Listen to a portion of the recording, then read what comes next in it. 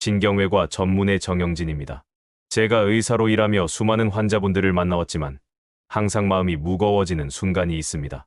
뇌졸중 환자분을 처음 만났을 때죠. 그 병은 너무도 조용히, 너무도 갑작스럽게 찾아오기 때문입니다. 중년의 한 여성 환자분이 계셨습니다. 평소 특별한 병력 없이 건강하게 지내시던 분이었어요. 어느 날 머리가 깨질 듯이 아프다는 통증을 느끼고 남편과 함께 가까운 대학병원을 찾았습니다. 뇌 CT까지 찍었지만 별다른 이상은 발견되지 않았고 진통제만 처방받아 귀가하셨죠. 그런데 그날 밤 잠을 자던 중 갑자기 극심한 두통을 호소하며 의식을 잃으셨습니다. 응급실로 실려왔을 때는 이미 뇌 안의 출혈로 인해 뇌사 상태였습니다. 수술조차 불가능한 상황이었고 결국 이틀 만에 세상을 떠나셨죠.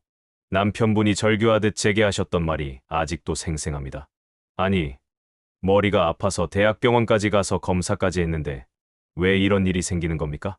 그분의 억울함이 너무도 당연했기에 제가 그 입장이었다면 똑같이 받아들이지 못했을 겁니다. 뇌동맥류 파열이라는 병은 바로 그런 병입니다.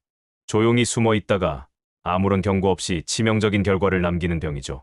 뇌졸중이 무서운 이유는 증상이 없기 때문입니다. 대부분의 환자분들은 아무런 이상 없이 일상을 보내다가 어느 날 갑자기 쓰러지십니다.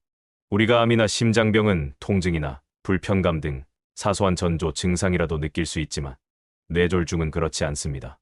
그 중에서도 뇌동맥류 파열로 인한 지주막하 출혈은 벼락 두통이라는 특징적인 증상을 동반합니다. 말 그대로 망치로 머리를 세게 얻어맞은 듯한 통증이죠. 환자분이 몇 시에 두통이 시작됐는지를 정확히 기억하고 있다면 그건 벼락 두통일 가능성이 높습니다. 반면 그냥 이틀 전부터 머리가 좀 아팠어요라고 말하시는 경우는 일반적인 두통일 가능성이 더 크죠. 뇌출혈이 새벽이나 야간에 심해지는 이유는 잠자는 자세와 관련이 깊습니다. 누운 상태에서는 뇌의 압력이 높아지기 때문에 새벽에 깨는 두통은 결코 가볍게 넘기면 안 됩니다. 이전과는 전혀 다른 새로운 양상의 두통이 느껴진다면 반드시 병원을 찾아 전문의 상담을 받으시길 권합니다.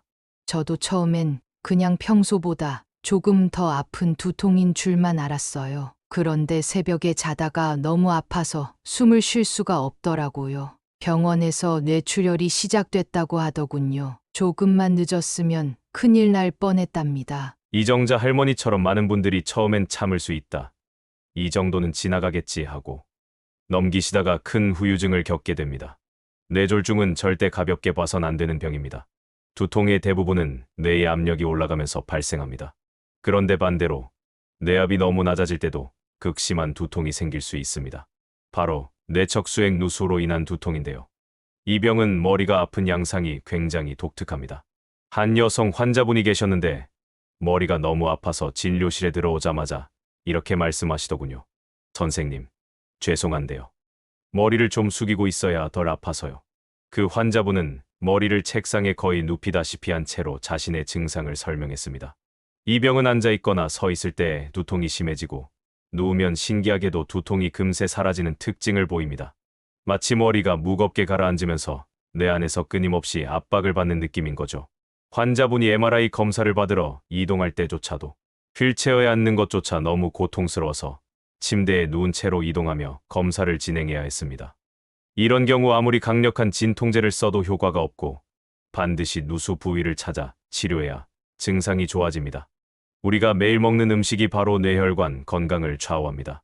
대표적으로 좋은 음식은 등푸른 생선입니다. 연어나 고등어 같은 생선에는 오메가3가 풍부해서 혈액의 점도를 낮추고 혈관벽의 염증을 줄이는 데 큰 도움이 됩니다. 한국인들이 고등어를 즐겨 먹는 이유도 바로 이런 이유죠. 또 견과류나 불포화 지방산이 풍부한 식품들도 좋고 녹색 채소와 블루베리 같은 항산화 식품도 추천할 만합니다. 반대로 붉은색 육류나 단당류, 가공 탄수화물 등은 피하시는 게 좋습니다. 저도 진료실에서 자주 듣는 질문이 있습니다. 선생님, 뇌혈관에 좋은 영양제 좀 추천해 주세요. 하지만 제가 늘 말씀드립니다. 정말로 그 약들이 효과가 확실하다면 왜 모든 의사들이 그 약을 권하지 않겠습니까? 홍삼처럼 일부 사람들에게는 효과가 있을 수 있지만 대부분은 일상적인 식습관을 잘 지키는 것이 훨씬 중요합니다. 젊었을 땐 고기만 좋아했는데 지금은 고등어나 연어 같은 생선을 자주 먹으려고 해요. 예전보다 혈압도 많이 좋아졌고 의사 선생님이 혈관 상태도 괜찮다고 해서 참 다행이다 싶어요. 결국 약보다 중요한 건 꾸준히 실천하는 건강한 식습관입니다. 식단 관리와 함께 절대 잊지 말아야 할 건 바로 고혈압 관리죠. 혈압을 낮추는 것만으로도 뇌졸중 위험은 눈에 띄게 줄어듭니다. 뇌졸중 환자들의 상당수는 고혈압을 가지고 있습니다.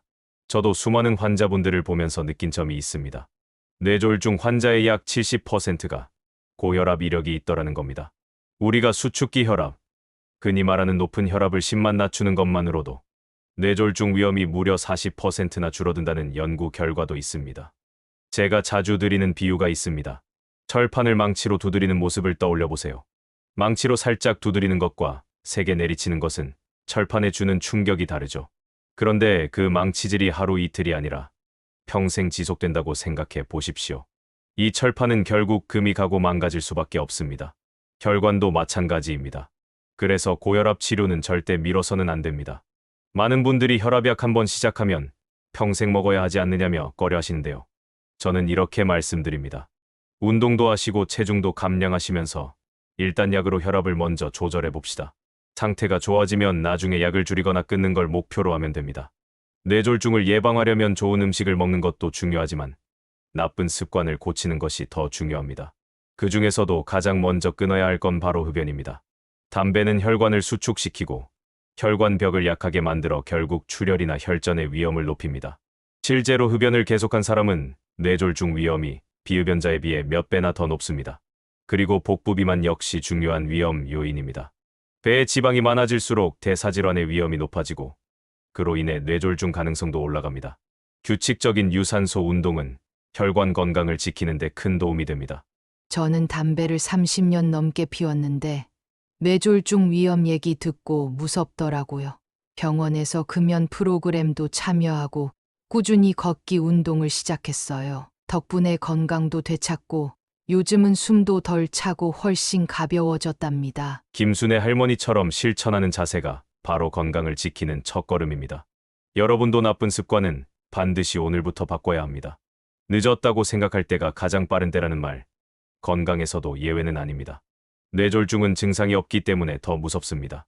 그래서 정기적인 검진이 꼭 필요합니다. 진료실에서 종종 이렇게 말씀하시는 분들이 계십니다. 선생님, 저희 집안이 뇌졸중 가족력이 있어서 매년 MRI 찍고 있어요.